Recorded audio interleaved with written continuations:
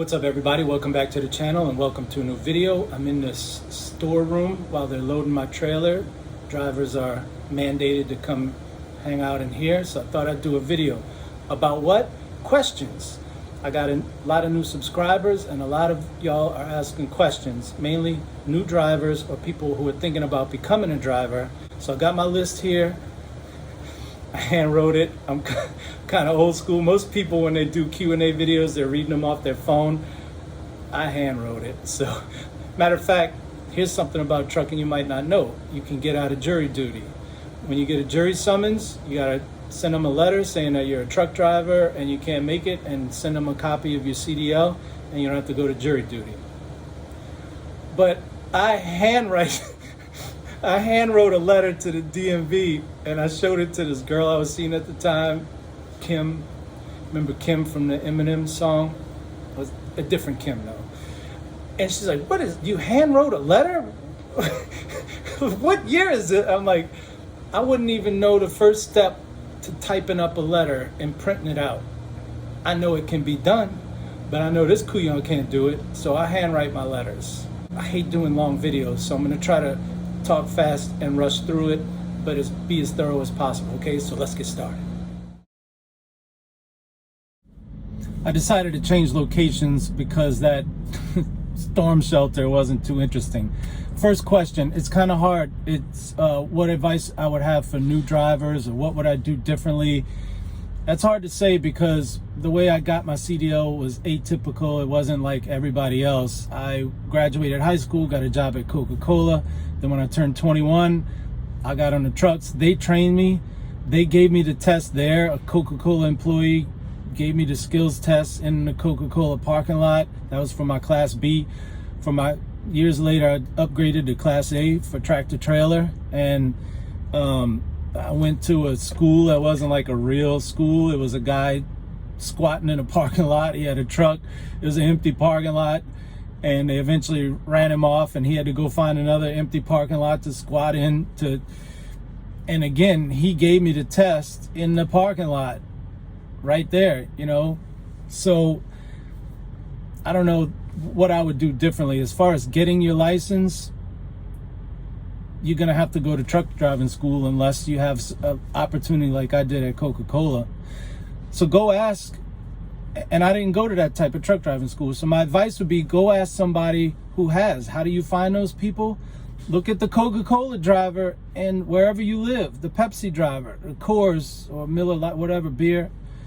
And when you see them at the Walgreens or the convenience store, say, hey, can I ask you a question real quick? How'd you get your license? They will be the best resource that you can ask as far as CDL school. And just remember, CDL school doesn't train you how to be a truck driver. They teach you how to pass the test to get your license, and that's it. You're not going to come out of school knowing how to be a truck driver. You're just going to have the minimum requisite skills to pass the test. You learn how to be a truck driver once you start your first job, which will be another segment, I guess. And as far as, you know, programs to help pay for it, I know a guy that didn't have to pay at all. I think he was in Job Corps. So there are, but you have to do plenty of research on that. So just go ask local truck drivers. The food service guy delivering food to restaurants, he'll know. So that would be my advice for getting started. And as far as getting a job, I think I might do a separate video where I go on Indeed.com and Craigslist and search truck driver ads and just pick random ones and show y'all red flags. Oh, this is good, this is bad, because I've definitely had a lot of trial and error with that. But I don't know if y'all would be interested in that or think that that would help. I'm guessing y'all would, but I'm not sure. But so that would be my advice for getting started in trucking. Ask about getting your license, a local guy, and then stay tuned. I'll do a video on, you know, looking at job ad postings. Another question I get asked a lot, it's a combination of questions about backing. So I'll put them all together in one answer. As far as getting used to it, the first time you try to back up a truck and trailer this size, it's going to be so foreign to you and counterintuitive that you might think that you'll never be able to do it. I know I did, but you will. In fact, after a couple of days, I picked up on it pretty quick. remember the truck driving school I went to, the squatter, he let me teach the class. He didn't like to show up on time. So I guess I look trustworthy. So he gave me the keys and he said, oh, I got some stuff to do. But it's like, whatever. Yeah, like sleep late. But anyway, so I was working with the drivers, and that leads to another answer, like what tips I would give for backing up. I noticed the one thing that they were doing wrong, they were always moving the wheel either left or right. And also making really big motions with the steering wheel. So if you set up properly, where your trailer is like on a 45-degree angle to the spot you're trying to get in, and your tractor is perpendicular, you shouldn't have to move the steering wheel at all. The trailer will naturally go the direction you want. They were always cutting the wheel, and I'm like, man, you got it. Perfect setup.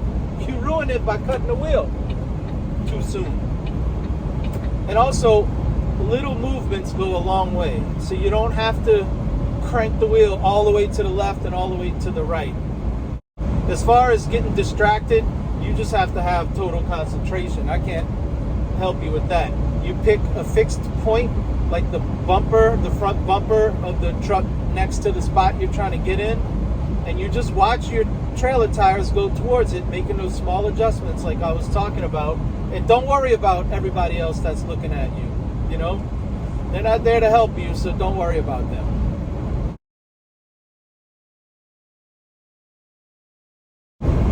The next question is over-the-road long-haul truck driving easy? The work part is easy, because once you get your license, your first job is going to be dry van, which is hauling general freight. You know, you're not going to get hired in flatbed right away, or tanker, or anything like that. Probably not even reefer, but maybe. So you're just going to be hauling general freight in a dry van trailer. It's just the big boxy trailers.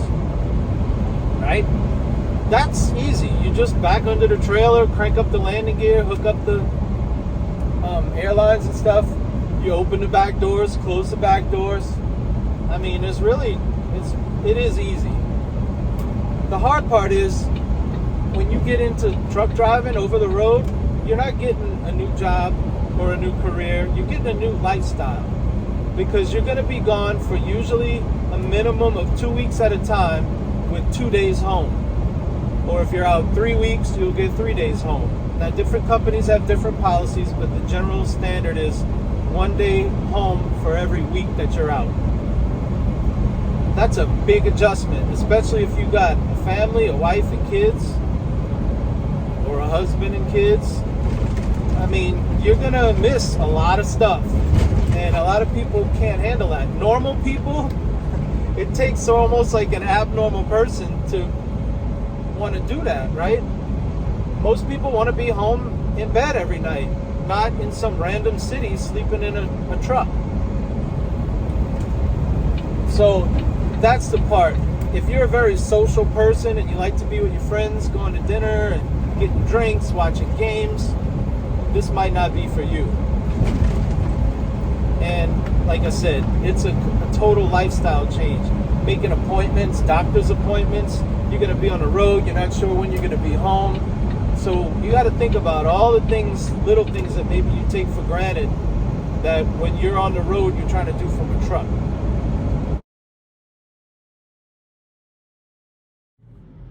Another question I get is about the tanker and hazmat endorsements, specifically getting them. But let's start from the beginning. First, you get your license. You need to get a learner's permit, just like when you were learning to drive a car.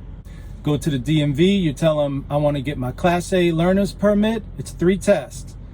Class A license, combination vehicle, and air brake. 3 separate tests you're going to take on a computer back to back to back.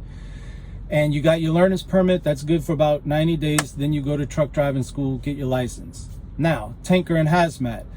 2 weeks before you take your hazmat and tanker tests, you're going to take them again at the DMV, back to back on the computer.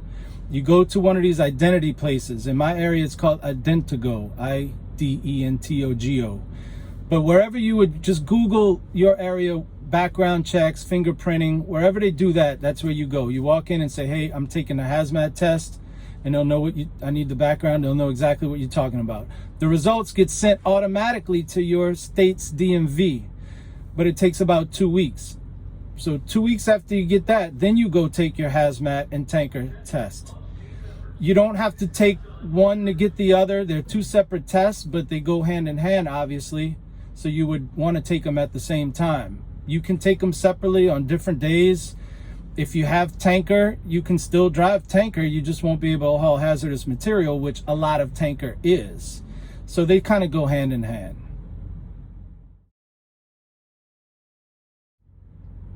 Lastly, I get asked about the pump and the air compressor. If you're an owner-operator wanting to get into tanker, you will have to have a pump and or an air compressor installed on your truck, and you will have to pay for it.